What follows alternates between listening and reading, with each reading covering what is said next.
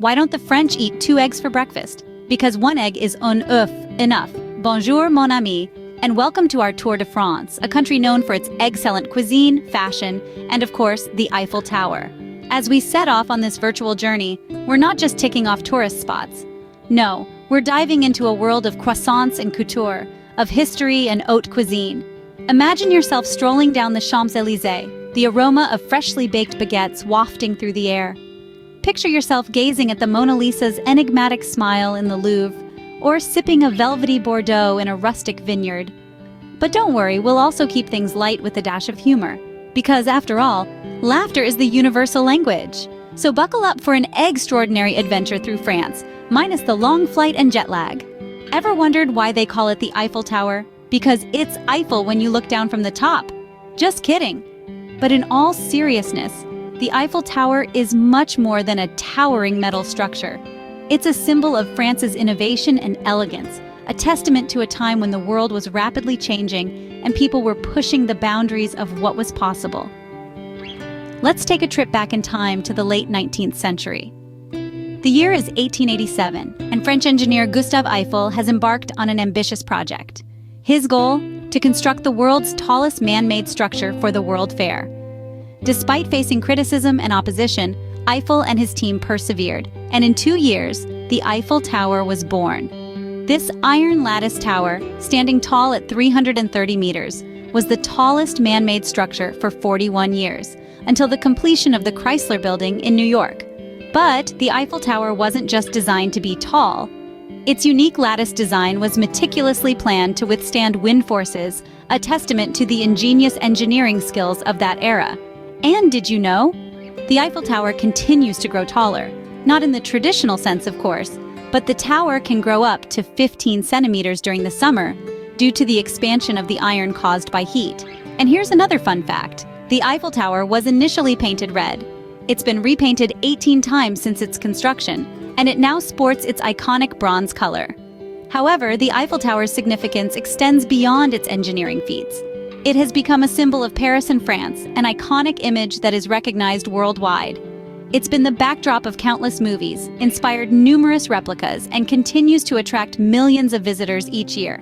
So, next time you're at the Eiffel Tower, remember, it's more than just a selfie backdrop. It's a symbol of French ingenuity and elegance.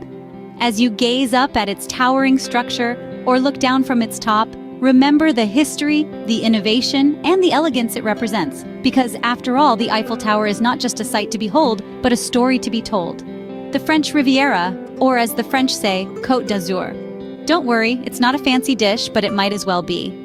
It's a slice of heaven right here on Earth, a place where the sun kisses the sand and the stars descend to mingle with mere mortals. Picture this, azure blue waters that stretch as far as the eye can see, kissed by the golden sun. Now add a sprinkle of glitz and glamour with a dash of old-world charm, and voila, you have the French Riviera. The Côte d'Azur, named after its mesmerizing blue coastline, is the playground of the rich and famous, and it's not difficult to see why. With over 300 days of sunshine a year, the Riviera is the perfect place to soak up the sun, the sea, and the stars. The beaches here are not just for sunbathing, they are a social event. It's where the who's who of the world come to unwind, making it the perfect place for star spotting. But it's not just the sun, sand, and stars that make the Riviera a must-visit. This region is steeped in history, a place where the past and the present blend seamlessly. The charming hilltop villages, the opulent architecture, the vibrant markets, and the world-class art galleries all add to the allure of the Riviera. And let's not forget the gastronomic delights.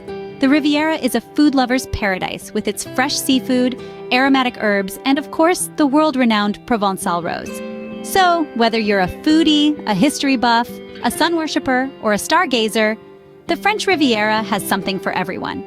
So, pack your bags, put on your sunglasses, and get ready to bask in the sun, dip your toes in the sand, and rub shoulders with the stars. And remember, a trip to France without visiting the Riviera is like a baguette without cheese, a definite faux pas. Do you know what the French call a really bad wine? Vinegar. But that's certainly not the case in Bourdeaux. Now let's venture to the southwest of France, where the Garonne and Dordogne rivers meet. Welcome to Bourdeaux, the undisputed wine capital of the world. This city is more than just a stopover for wine enthusiasts. It's an enchanting place where the aroma of fermented grapes fills the air and the sight of sprawling vineyards extends as far as the eye can see. Bourdeaux is like a fine wine, it gets better with age.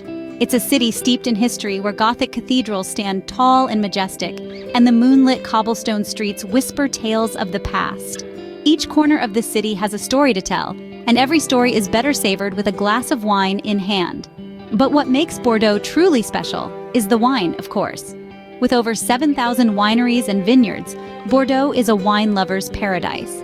The city's wine is as diverse as its people, ranging from the full-bodied and robust reds of the Médoc to the sweet honeyed Sauternes. Every sip is a celebration of the city's rich heritage and the centuries-old tradition of winemaking. After a day of wine tasting, it's time to explore the city's culinary delights.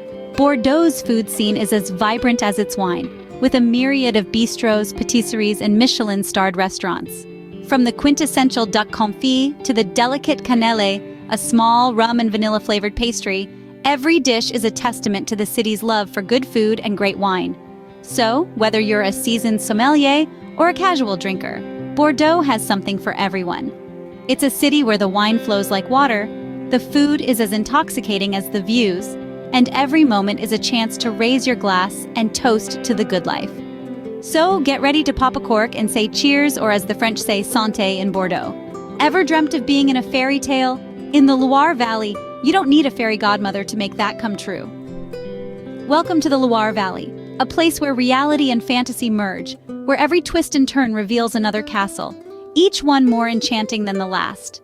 This region, nestled in the heart of France, is often referred to as the Garden of France due to its stunning vineyards, fruit orchards, and artichoke fields. It's like stepping into a storybook, a place where time seems to have stood still and where magic weaves its way through the air. Now let's talk about the pièce de résistance of the Loire Valley, its castles. More than 200 castles dot this region, each one a testament to the grandeur and elegance of the French Renaissance.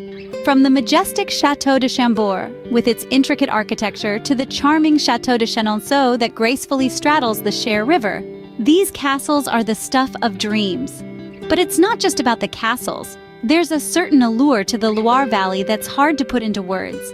Maybe it's the gentle rustling of the leaves in the wind, the soft murmur of the river as it meanders its way through the landscape, or the way the sunlight dapples the cobblestone streets. Whatever it is, it's undeniably magical. And then, there are the stories. Oh, the stories! Tales of knights and ladies, of battles fought and love won, stories that have been passed down from generation to generation, adding a layer of intrigue and mystery to this already enchanting place. So, pack your suitcase, dust off your tiara, and prepare to step into a world where fairy tales are not just stories, but a way of life. Because in the Loire Valley, every castle has a story to tell, every garden has a secret to share, and every sunset promises a new adventure. So, if you're looking for your happily ever after, you might just find it in the Loire Valley. As the French say, parting is such sweet sorrow, or was that Shakespeare? Either way, it's time to say au revoir, but definitely not goodbye. We've taken a whirlwind journey together, from the breathtaking Eiffel Tower, a selfie backdrop that's more than just a picture-perfect spot, to the sun-drenched beaches of the French Riviera, where the stars are as plentiful as the sand beneath your toes. We've savored the world-renowned wines of Bourdeaux and dined in its charming bistros. And who could forget the fairy tale-like castles of Loire Valley, where history and fantasy seamlessly intertwine. But this is just the tip of the beret. France has so much more to offer, from the snow-capped peaks of the Alps to the lavender fields of Provence. Remember, France is always a good idea, and as Audrey Hepburn said, Paris is always a good idea. So pack your bags, and we'll see you in France. Before we say our final au revoir, we have one more stop to make, right here. Yes, it's that little like button, that shiny subscribe icon, and that all-important sign-up link for our newsletter. This is your passport to more exciting journeys, more breathtaking sights, and more unforgettable experiences. Our community is more than just viewers. We're a family of adventurers, explorers, and dreamers, and we want you to be a part of it. So take a moment, click that like button, hit subscribe, and sign up for our newsletter. Let's keep the adventure going. And remember, as we've learned today, Paris is always a good idea, and so is staying connected with us. So until our next adventure, we say not goodbye, but au revoir.